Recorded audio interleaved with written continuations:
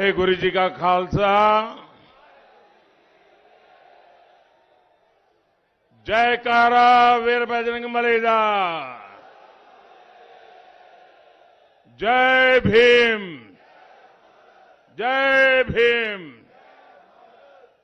हर हर महादेव। आप सभी को राम राम।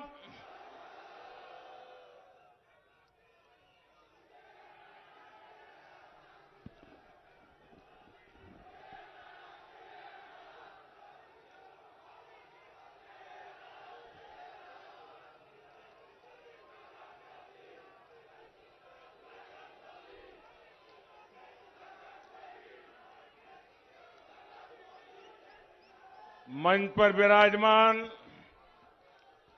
सभी वरिष्ठ महानुभाव, मैं आज मंच पर भी और इधर सामने भी कई पुराने हमारे साथियों को देख रहा था। बहुत दिनों के बाद सबका दर्शन करने का मुझे मौका मिला।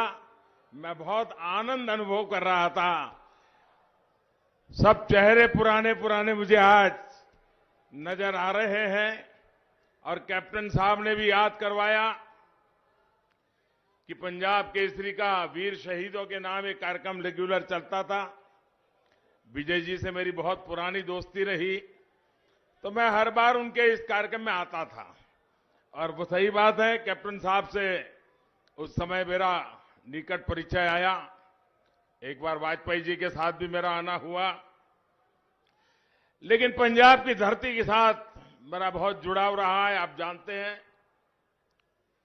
साथियों, गुरुओं, पीरों, फकीरों, महान क्रांतिकारियों और जनरलों की धरती पर आना अपने आप में बहुत बड़ा सुख है।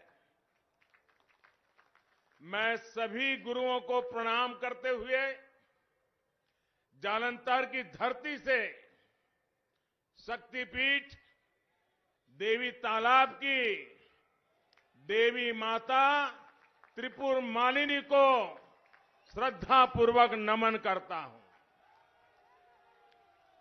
आज मेरी इच्छा थी कि इस कार्यक्रम के बाद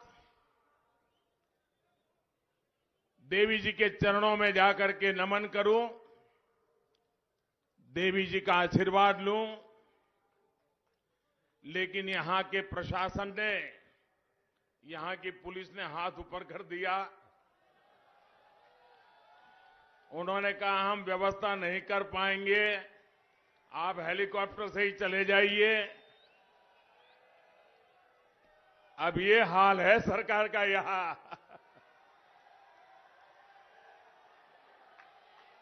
लेकिन मैं मां के पास दोबारा जरूर आऊंगा, मां के चरणों में सर झुका के रहूंगा।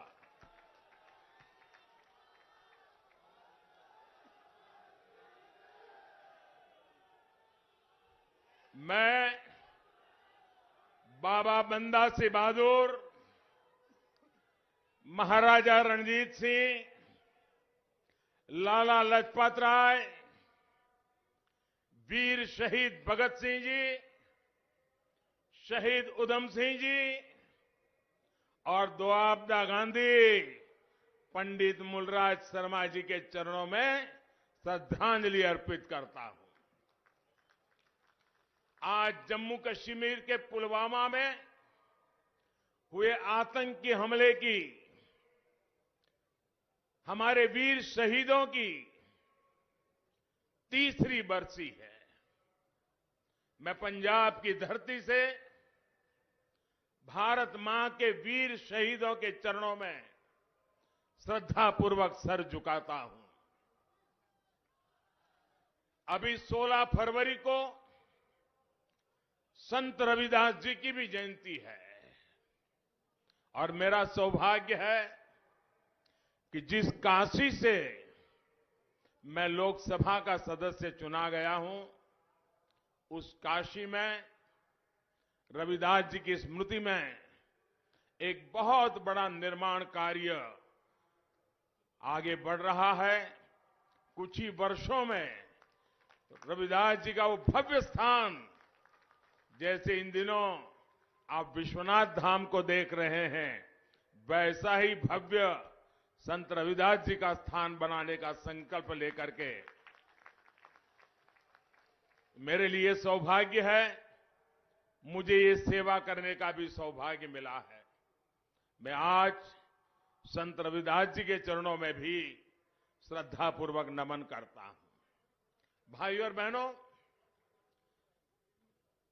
अभी कैप्टन साहब भी बता रहे थे, डिंडसा साहब भी बता रहे थे, यहां करीब सब लोग ऐसे हैं जिनके साथ मुझे काम करने का मौका मिला है, मुझे बहुत कुछ सीखने का मौका मिला है।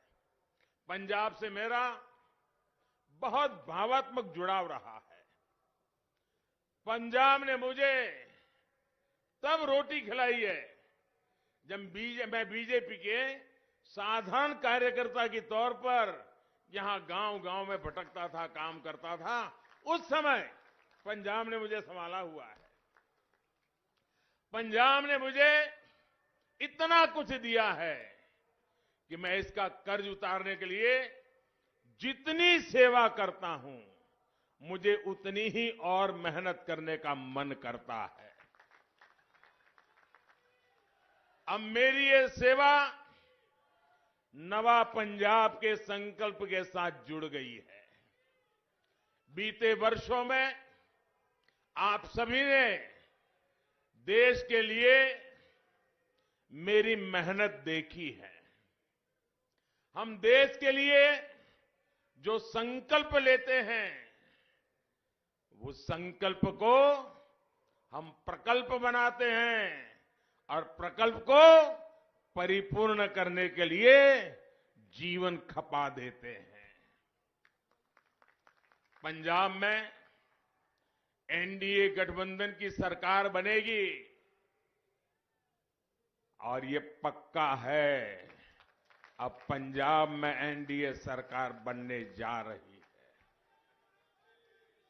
पंजाब में विकास का नया अध्याय शुरू होगा और इसका विश्वास पंजाब के एक व्यक्ति को, खास करके मेरे नौजवानों को मैं ये विश्वास देने के लिए आया हूं कि आपके उज्जवल भविष्य के लिए हमारे प्रयास में कोई कमी नहीं रहने देंगे। साथियों, आज पूरा देश मिलकर नए भारत के संकल्प के साथ आगे बढ़ रहा है।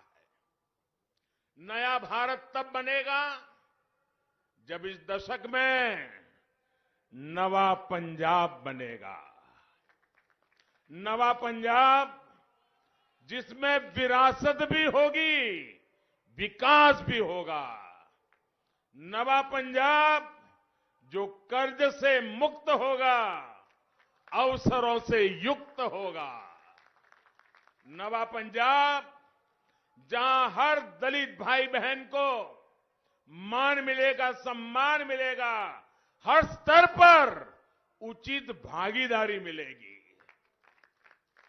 नवा पंजाब जहां भ्रष्टाचार और माफियाओं के लिए जगह नहीं होगी, कानून का ही राज होगा। इसलिए पंजाब का नया नारा है, नवा पंजाब भाजपा दे नाल। नवा पंजाब, नवा पंजाब, नवा पंजाब नई टीम दे नाल। नवा पंजाब नई टीम दे नाल। ये नई टीम विकास के डबल इंजन की है। जब एक इंजन सेंटर का हो और दूसरा इंजन सूबे का लगेगा, जब दोनों इंजन पूरे 5 साल चलेंगे तो पंजाब भी डबल ताकत से आगे बढ़ेगा। मुझे खुशी है कि आप पंजाब में बदलाव के लिए अभूतपूर्व उत्साह दिख रहा है। पंजाब न अब बंटवारावादियों का साथ देगा, न अवसरवादियों को मौका देगा।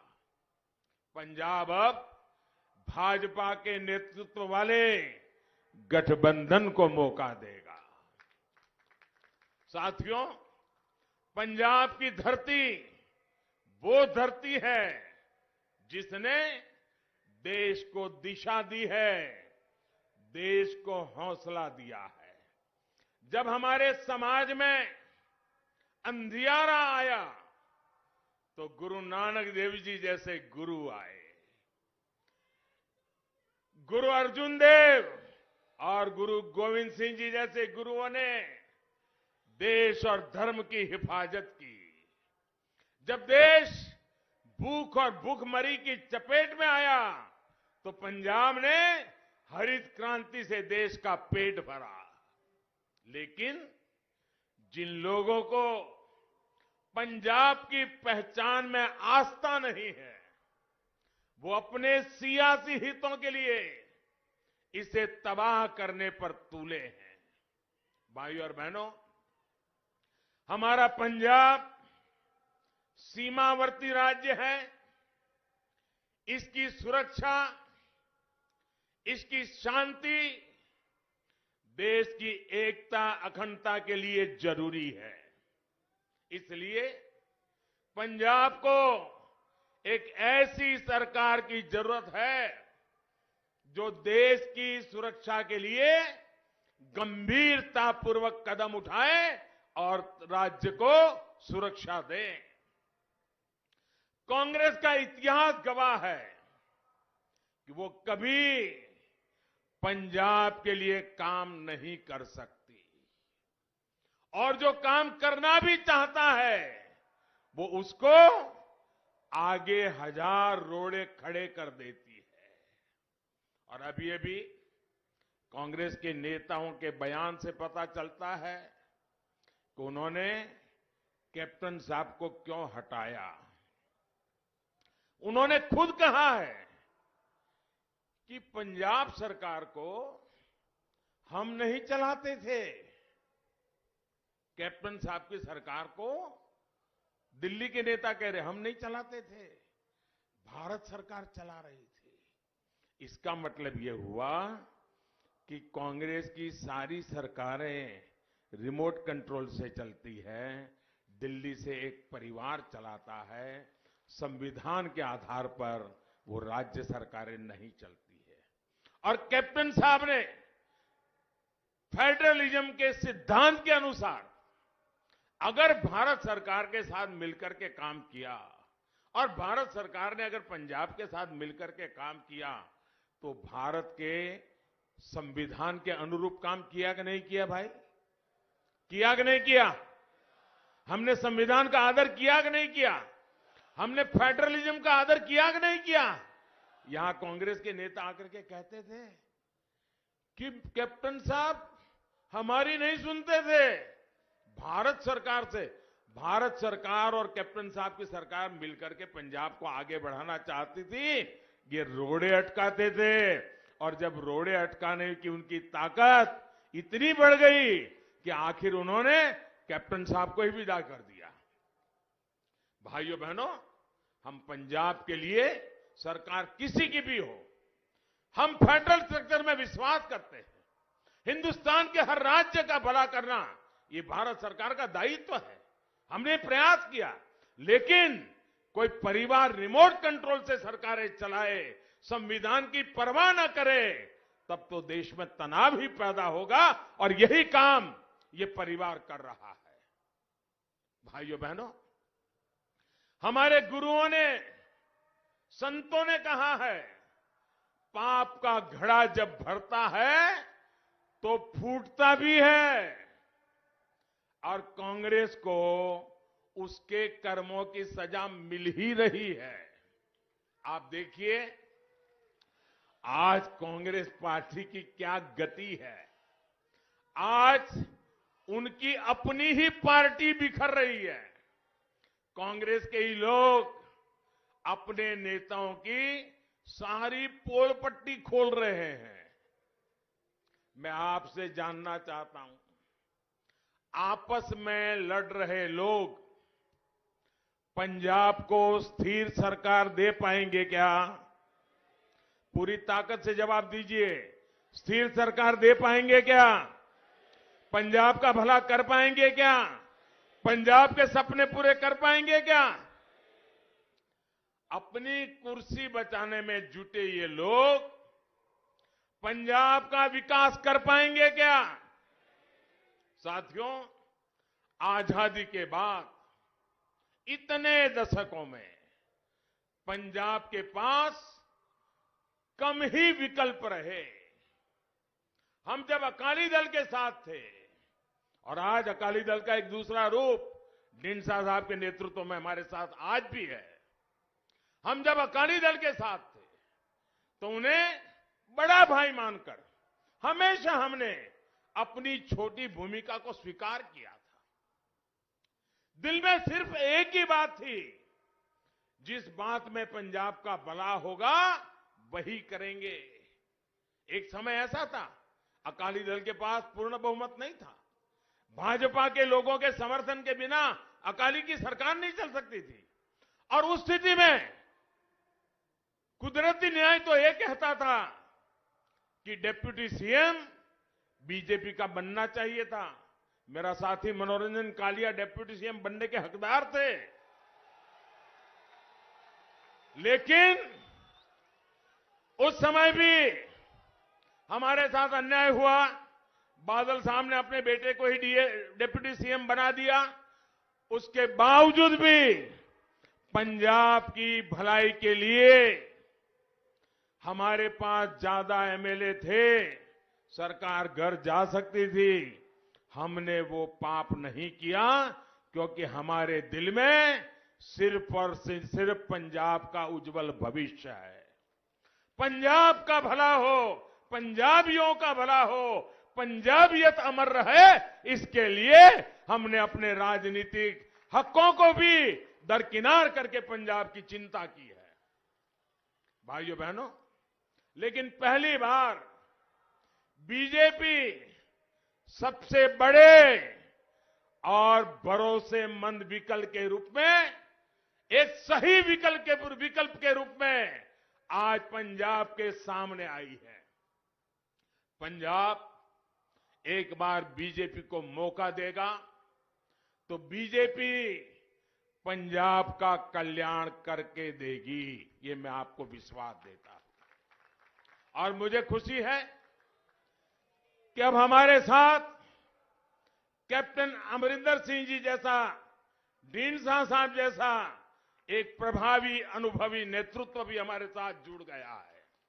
पंजाब को हम मिलकर के आगे बढ़ाएंगे।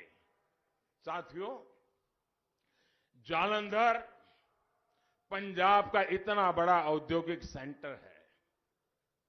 देश में करीब 70% स्पोर्ट्स के सामान जालंधर में बनते हैं।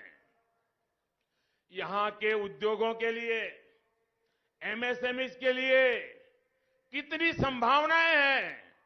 हम जब वोकल फॉर लोकल कहते हैं तो जालंधर के हर उत्पादों को एक ताकत देते हैं। लेकिन कभी कांग्रेस के मुंह से वोकल फॉर लोकल सुना क्या आपने? सुना क्या? अब उसमें कोई बीजेपी है क्या? वो आपका सामान, उसका सम्मान बढ़े, आप जो पैदावार करते हैं उसकी ताकत बढ़े, तो उसमें कांग्रेस का जाता क्या है? लेकिन वो भी, उसके लिए भी उनके पेट में दर्द होता है। भाइयों बहनों, कांग्रेस की नीतियों ने यहां की इंडस्ट्रीज को तबाह कर दिया, रोजगार खत्म कर दिया। इस हालात को भाजपा की डबल इंजन सरकार ही बदल सकती है। अभी पंजाब में व्यापार कारोबार को जिस तरह माफियाओं के कब्जे में दे दिया गया है, ये खेल भाजपा सरकार में नहीं चलने दिया जाएगा। भाजपा की सरकार में यहां का व्यापारी बिना किसी अत्याचार के, बिना किसी खौफ के अपना व्यापार करेगा। इस बात का मैं आप सब पंजाब वासियों को भरोसा देने आया हूं। भाइयों बहनों, देश में आज जहां जहां डबल इंजन की सरकार है, वहां डबल तेजी से विकास हो रहा है। डबल इंजन की सरकार गरीबों को बिना भेदभाव पक्का घर बनाकर दे रही है। डबल इंजन की सरकार गरीबों को बिना भेदभाव मुफ्त वैक्सीन लगवा रही है। डबल इंजन की सरकार गरीबों को बिना भेदभाव मुफ्त राशन दे रही है। डबल इंजन की सरकार बिना भेदभाव गांव का भी विकास कर रही है और शहरों का भी विकास कर रही है। डबल इंजन की सरकार पंजाब में ज्यादा तेजी से सड़कें बनवाएगी, ज्यादा तेजी से पंजाब में आधुनिक इंफ्रास्ट्रक्चर का निर्माण करेगी। भाजपा सरकार आएगी तो जालंधर समेत इस पूरे क्षेत्र में कनेक्टिविटी को बढ़ाया जाएगा, उद्योगों को गति देने के लिए काम किया जाएगा।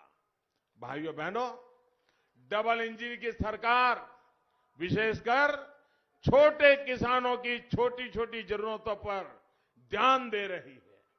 आज पंजाब के 23 लाख से ज्यादा किसानों के खाते में 23 लाख से ज्यादा किसान, अकेले मैं पंजाब की बात कर रहा हूं, 23 लाख से ज्यादा किसानों के खातों में किसान सम्मान निधि का पैसा सीधा उनके बैंक में जमा हो रहा है।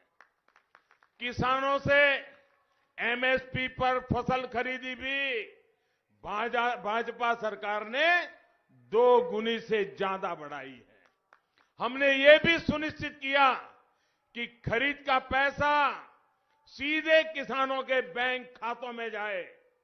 कोरोना की वजह से वैश्विक बाजार में खाद के दाम बढ़े, लेकिन हमने पूरी ईमानदारी से प्रयास किया कि ये इतना बड़ा बोझ आया है, हिंदुस्तान की तिजोरी पर बहुत भयंकर बोझ आया है, लेकिन ये बोझ हम किसानों के माथे नहीं जाने देंगे। हमने किसानों को वो बोझ ट्रांसफर नहीं किया, सरकार की तिजोरी खाली की, लेकिन किसानों को खाद उसी दाम से देते रहे जो पहले हम देते थे। सारा बोझ हमने सहन किया। साथियों, डबल इंजन की सरकार किसानों की आय बढ़े, खेती पर होने वाला खर्च कम हो, इसके लिए काम करेगी। देश ने ऑर्गेनिक फार्मिंग और नेचुरल फार्मिंग की दिशा में भी बड़ा अभियान शुरू किया है। पंजाब में इसका ज्यादा से ज्यादा विस्तार धरती मां को भी बचाएगा और पंजाब के किसानों का फायदा भी करेगा। साथियों, आज एक तरफ भारतीय जनता पार्टी और एनडीए है, जिसकी विचारधारा पंजाब और पंजाबियत से जुड़ी है। हम गुरु नानक देव जी के 550वें प्रकाश पर्व और गुरु तेग बहादुर जी के 400वें प्रकाश पर्व को पूरे देश में और दुनिया में पूरे सम्मान के साथ मनाते हैं। हमने बाबा साहब आंबेडकर की 125वीं जयंती पूरे विश्व में मनाई थी। हम गुरु गोविंद सिंह जी के वीर साहिबजादों की स्मृति में 26 दिसंबर को वीर बाल दिवस की घोषणा करते हैं। हम बंटवारे की विभीषिका की याद में पंजाब पर वो गांव कितने गहरे हैं, वो पंजाब के लोग जितना जानते हैं, वो दिल्ली में बयानबाजी करने वालों को पता नहीं है। ये विभाजन की विभीषिका कितना घा पंजाब के सीने पर लगा है, उसको भी भुला दिया गया था। हमने तय किया उस विभीषिका की याद में 14 अगस्त को विभाजन विभीषिका स्मृति दिवस की हमने घोषणा की। लेकिन ये लोग पंजाब की विरासत को नजरअंदाज कर रहे हैं। ये लोग पंजाब की धरती पर लूट, खसोट, भ्रष्टाचार और माफियावाद की फसल उगा रहे हैं। साथियों, हम देश की सीमाओं को मजबूत करते हैं, सेनाओं को अधिकार देते हैं, लेकिन उनके नेता सेना के लोगों को गुंडा कहते हैं। हमारे सैनिकों की शहादत पर सवाल उठाते हैं। ऐसे लोगों की नीयत कटघरे में है, उनकी मंशा पर सवाल है। साथियों, पूरा पंजाब गवाह है कि हमने 1984 के सिख दंगों की जांच के लिए एसआईटी बनाई, उसके पीड़ितों की मदद की। लेकिन दंगे के आरोपियों को पार्टी में बड़े पद देकर कांग्रेस ने हमेशा आपके जख्मों पर नमक छिड़कने का काम किया है। कांग्रेस का कंट्रोल जिस परिवार के पास है, वो पंजाब से अपनी पुरानी दुश्मनी निकालता है। जब तक कांग्रेस उस परिवार के कब्जे में है, कभी भी पंजाब का भला कांग्रेस नहीं कर सकती है। साथियों, भाजपा सरकार अपने कामकाज के भरोसे चुनाव लड़ती है। जिनके पास कामकाज का हिसाब नहीं है, कुछ ऐसे लोग भी पंजाब में झूठ का खेल खेलने आ गए हैं। पंजाब में आकर ये पंजाब को नशा मुक्त करने की बात करते हैं और ये लोग खुद गली मोहल्ले में शराब के ठेके खुलवाने के एक्सपर्ट हैं। पंजाब को इनसे भी सतर्क रहना होगा। ये पंजाब को नशा माफियाओं के हवाले करना चाहते हैं। और आप लोग ये आप भी याद रखिए, ये वही लोग हैं जो सर्जिकल स्ट्राइक पर सेना से सबूत मांग रहे थे, पाकिस्तान के सुर में सुर मिला रहे थे। साथियों, ये कैसे लोग हैं, इनका चरित्र कैसा है, मैं आपको बताता हूं। 2014 का जब चुनाव था, मैं गुजरात में मुख्यमंत्री था और भारतीय जनता पार्टी ने मुझे प्रधानमंत्री पद का उम्मीदवार घोषित किया था और मैं चुनाव अभियान के लिए पूरे देश में दौड़ रहा था। राज्य के मुख्यमंत्री के नाते वहां का काम भी करता था। एक दिन हुआ ऐसा कि मुझे पठानकोट आना था और पठानकोट से हेलीकॉप्टर लेके मुझे हिमाचल के दौरे पर जाना था। आप हैरान हो जाएंगे, कांग्रेस के नामदार, उनके युवराज, वो सिंपली एक पार्टी के एमपी थे और कुछ नहीं थे।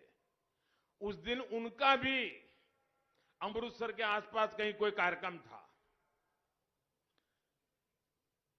मेरे हवाई जहाज को उड़ने नहीं दिया गया। मुझे पठानकोट पहुंचने में 1-1.5 घंटा देरी हुई। जब पठानकोट पहुंचा तो मेरे हेलीकॉप्टर को नहीं उड़ने दिया। क्यों? क्योंकि उनके युवराज पंजाब के किसी दूसरे कोने में आने वाले थे, इसलिए मुझे हवाई यात्रा करने से रोक दिया गया था। ऐसा सत्ता का दुरुपयोग एक परिवार के लिए कैसा होता था 2014 में। और हेलीकॉप्टर सूर्यास्त होने की तक ही चल सकता था, सूर्यास्त होने से पहले उड़ जाना पड़ता था। मेरे हिमाचल के 2 कार्यक्रम उस समय इतनी दौड़ धूप के बीच कैंसिल करने पड़े थे। इस प्रकार से अपने विरोधियों को रोकना, परेशान करना, ये कांग्रेस के कारनामे रहे हुए हैं भाइयों। इस प्रकार की परेशानियां हर विपक्ष को कांग्रेस पिछले 50-60 साल जब भी मौका मिला है यही करती रही है। साथियों, पंजाब की धरती से गुरु नानक देव जी ने हमें सिखाया था, मानस की जात सब एक ही पहचान दो, एक ही पहचान वो। हमारे गुरुओं ने समाज में कोई भेदभाव नहीं किया, धर्म की रक्षा के लिए बलिदान दिए। महाराजा रणजीत सिंह जी ने काशी में विश्वनाथ मंदिर के लिए सोना दिया और उसे सोने से मढ़वाकर उसका गौरव लौटाया। भारतीय जनता पार्टी आज उन्हीं आदर्शों को लेकर काम कर रही है। आज काशी में भव्य विश्वनाथ धाम एक बार फिर देश के प्राचीन गौरव का प्रतीक बनकर हमारे सामने है। भव्य अयोध्या की जिस भावना को हमारे आदि कवि महर्षि वाल्मीकि जी ने हमारे सामने रखा था, वो आज साकार हो रहा है। पंजाब में भी हमने करतारपुर कॉरिडोर का भव्य निर्माण करवाया है। स्वदेश दर्शन योजना के तहत पंजाब के पवित्र स्थानों को जोड़ते हुए हेरिटेज सर्किट का विकास किया जा रहा है। भाइयों और बहनों, जब हम विरासत को आगे बढ़ाते हैं, अपने पवित्र स्थलों पर सुविधाएं बढ़ाते हैं, तो इसका लाभ वहां के लोगों को ही होता है और देश भर से आने वाले यात्रियों को भी होता है। देश भर से जब श्रद्धालु वहां पहुंचते हैं तो किसी की रोजी रोटी बढ़ती है, किसी को रोजगार मिलता है। साथियों, पंजाब की सेवा वही पार्टी कर सकती है जो दल से ऊपर देश के लिए सोचती है, देश के लिए बात करती है। मैं पंजाब के लोगों को यह आश्वासन देना चाहता हूं, हम पंजाब के विकास के लिए कोई कोर कसर नहीं छोड़ेंगे। हम पंजाब के युवाओं के लिए, पंजाब की नशा मुक्ति के लिए कोई कसर नहीं छोड़ेंगे। और मैं पंजाब के लोगों से एक बड़ा गंभीर सवाल पूछना चाहता हूं। मेरी बात को गौर से सुनिए और जो माताएं बहनें यहां मुझे सुनने आई है और जो माताएं बहनें घर में टीवी पे मुझे सुन रही हो, तो मेरी बात को गौर से सुनिए। आप कल्पना कीजिए, आपके पास बंगलो है, गाड़ी है, खेत है, खलिहान है, अच्छी खासी कमाई है, सुख चैन की जिंदगी है, कोई कमी भगवान ने रखी नहीं है, कोई कमी गुरु महाराजों ने रहने नहीं दी है, सब कुछ है। कल्पना कीजिए, लेकिन आपका जवान बेटा नशे की लत पे चढ़ गया, उसमें ही अगर डूब गया, मेरी माताएं बहनें मुझे बताएं, ये मिलकत आपके किस काम आएगी? ये बंगला किस काम आएगा? ये गाड़ी किस काम आएगी? अगर बेटा बर्बाद हो गया तो आपके लिए क्या बचेगा? आपके संतान बर्बाद हो गए तो आपके लिए क्या बचेगा? क्या मेरी माताओं बहनों को उन्होंने जो अपने संतानों के लिए सपने देखे हैं, उन सपनों को पूरा करने के लिए हमने एक माहौल बनाना जरूरी है कि नहीं है? नशे से मुक्ति का अभियान हर मां, हर परिवार को बचाना, उनके सपनों को साकार करने के लिए जरूरी है कि नहीं है? भाइयों बहनों, ये मुहिम किसी के खिलाफ नहीं है। दिल में बड़ा दर्द होता है। मैंने पंजाब की धरती पर काम किया है। पंजाब का मुझ पे कर्ज है, मैं कर्ज चुकाना चाहता हूं।